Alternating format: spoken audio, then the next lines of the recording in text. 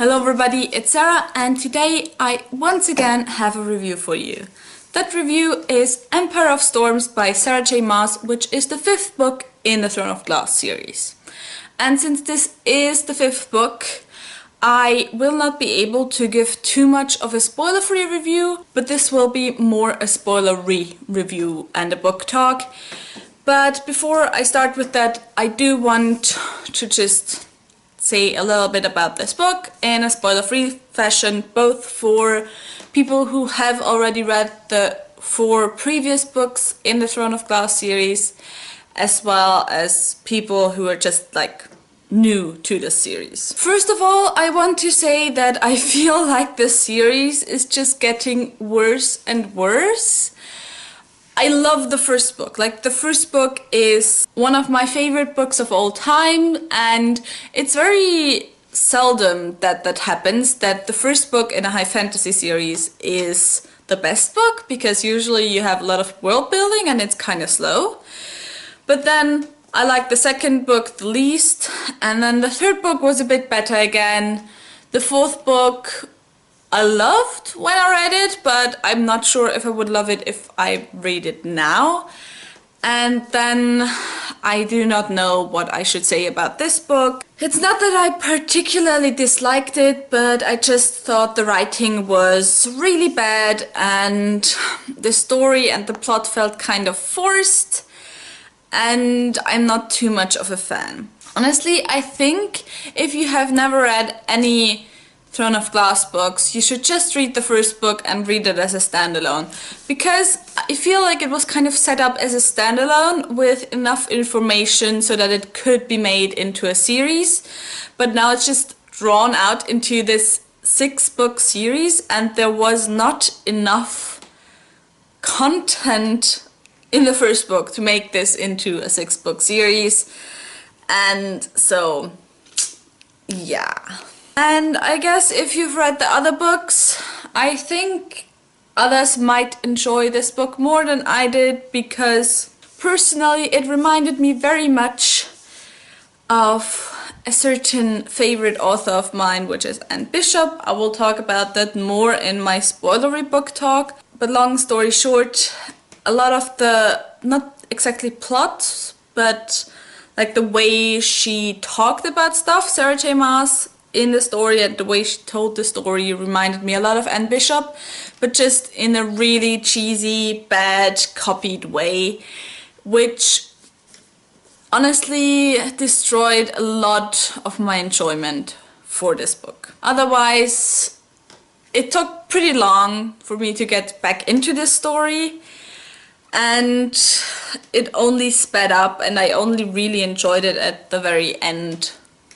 So yeah, make of that what you will.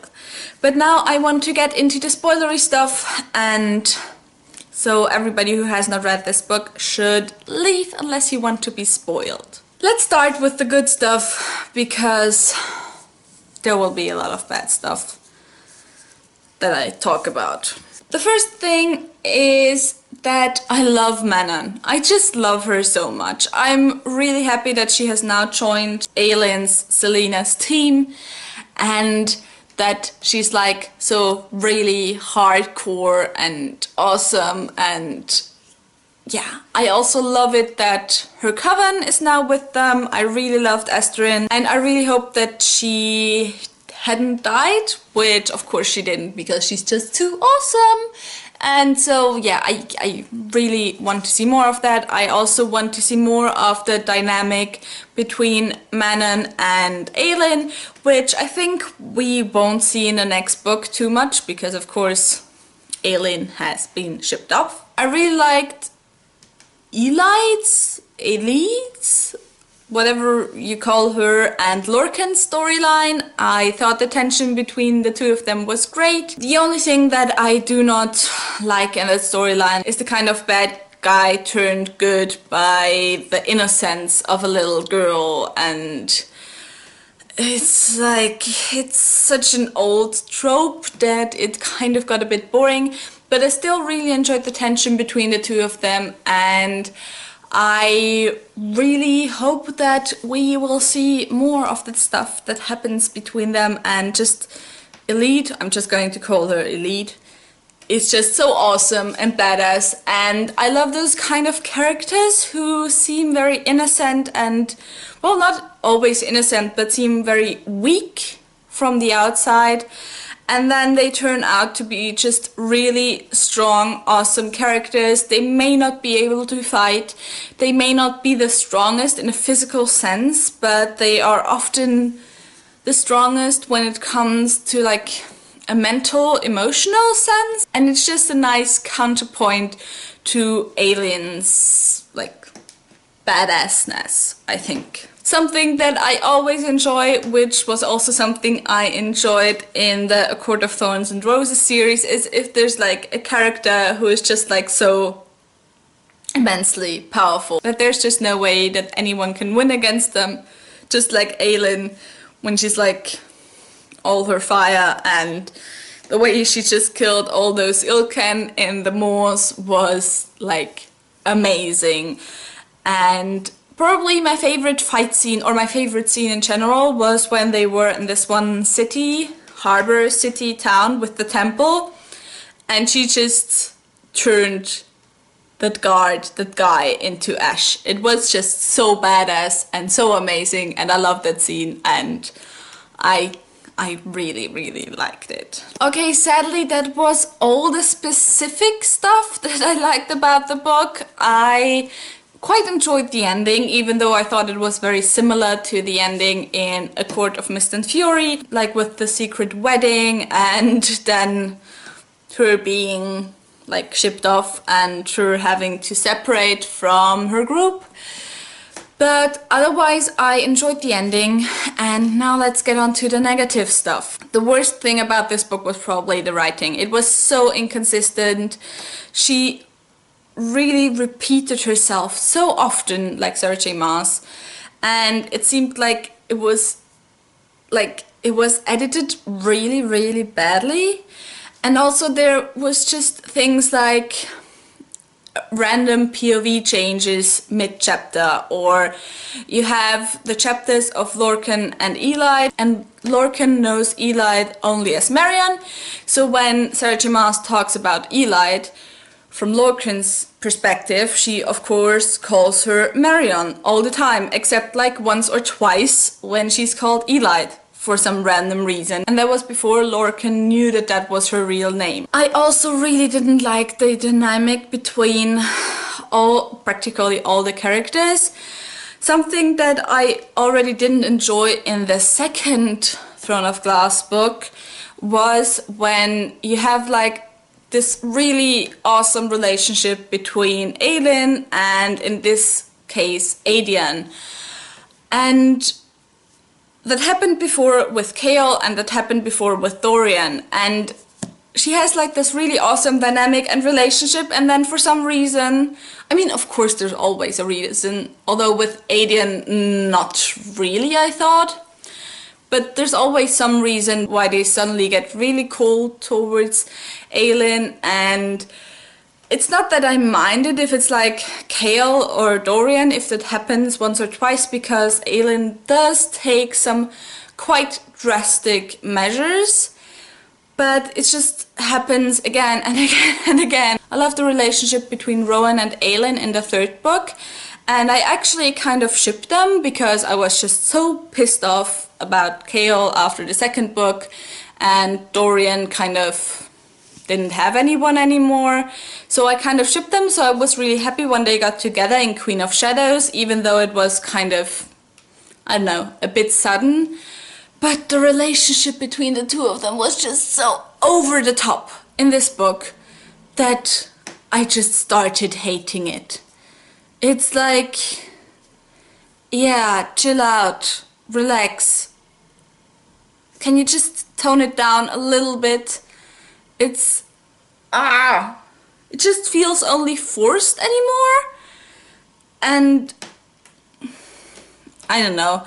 I'm just a person who prefers relationships where there's just like a bit of tension between two characters, but it's not like in your face, obviously, and I really didn't like that. Also, just like they all fall in love so quickly and jump from one lover to the other, and I kind of understand why Dorian would now feel attracted to Manon. Like, Saoirse was kind of like so weak and she couldn't protect herself, and now he needs someone who won't be broken.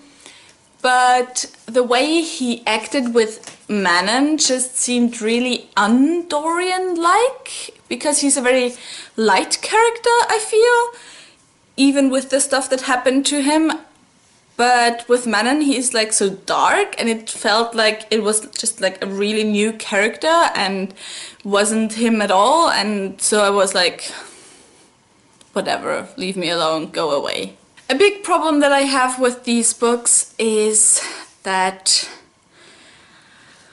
I can't remember what happened in the other books anymore. They talk about the stuff between Rowan and Aelin that happened in the woods or something, and I'm just like, yeah, no clue what you're talking about, sorry. So, yeah, they're kind of enjoyable while reading them, I guess, but not very memorable. And now I'll get into the problem that I have with this book and Anne Bishop. The actual plotline, storyline is like completely different, like worlds apart between this book and Anne Bishop. Well, not worlds apart, but like fantasy worlds, I guess. But there are some very distinct phrases that Anne Bishop uses over and over again in her books that all appear in this book. Maybe that's just something that I'm not aware of, and those are phrases that are always used in fantasy books, but I have never come across of them. The first one is spiraling down into the power, which is something the main character in Anne Bishop's books does all the time. And then I think she also talks about like spiraling down into the power over a couple of days versus just plunging down, which is also a distinction that is made in Anne Bishop's books. And I feel like this spiraling down into power or going down into the power is something pretty specific. Something else is the territorial, protective, male bastard thing, or any combination of these words, which is something that is so iconic to Anne Bishop's books that it's something that's actually used in an online Anne Bishop books reading drinking game. And so those are just two examples, and that really pissed me off. If you think, like just from a few phrases, that it's a bit far-fetched, if you have seen my A Court of Mist and Fury review, you will know that I already drew a lot of parallels between like that book and Anne Bishop's Black Jewels, and that I said I would be really surprised if they hadn't taken the same like source for that information. And now I'm pretty sure that Sarah J Maas probably has read Anne Bishop's books, and yeah, maybe I'm alone with that. If you have read both of the books and you have seen the same thing that I have seen, please tell me in the comments down below. I would really like to know if I'm the only one out there. I think that was it. I enjoyed the book while reading it, but in hindsight, most of my thoughts are just way too negative on this book. So I'm kind of really disappointed, because I was a really big Sarah J Maas fan, and actually Queen of Shadows, I was all for it. I was so excited after I read it, and I don't know if it is because I kind of matured as a reader through BookTube, and I have become more critical when it comes to plot, characters, and just writing, or if it really is that much worse than the last book. But anyways, if you have read the book, tell me your thoughts in the comments down below. If you enjoyed this video, please subscribe. All the links to my social media are in the description box down below, so you can also go and check those out. And I hope I'll see you soon. Bye!